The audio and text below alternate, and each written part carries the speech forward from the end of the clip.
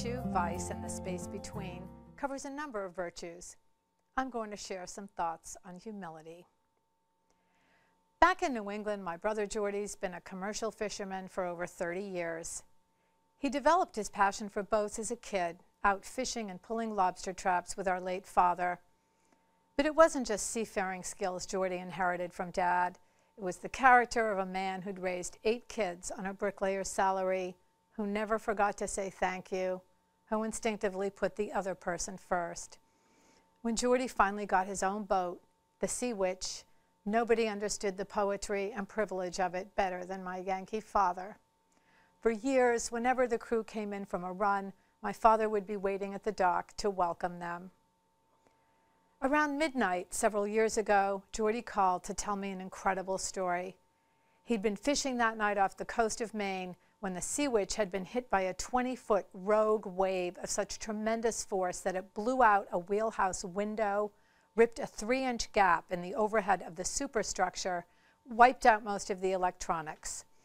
With the winds blowing at 40 to 50 knots, Jordy had hustled the crew into their survival suits, managed to get one of the radios working, and, for the first time in his career, put out a mayday.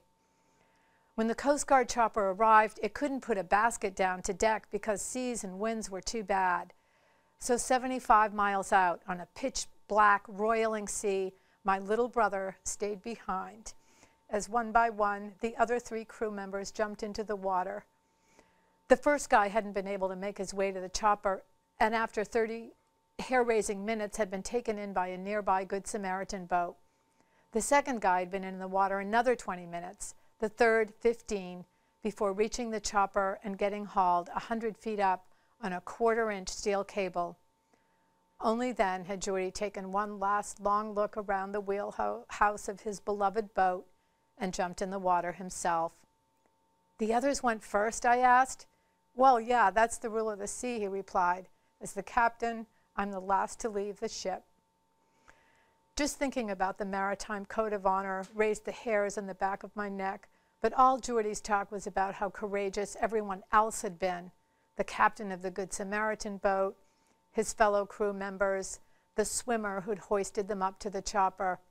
"You want to talk about brave," he said. "Those Coast Guard guys put their lives on the line for us." "What about the boat?" I asked.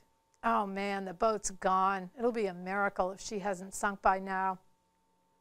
"Geez, Jordy," I said, thinking of his wife and 2 kids.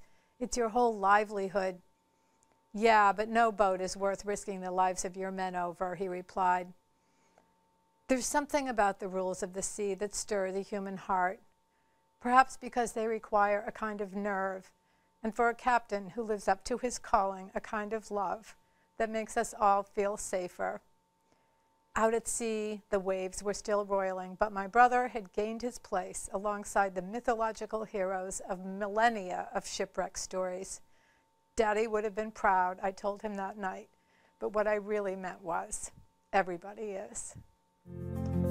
I'm Heather King. Thanks for paying attention to my stumblings.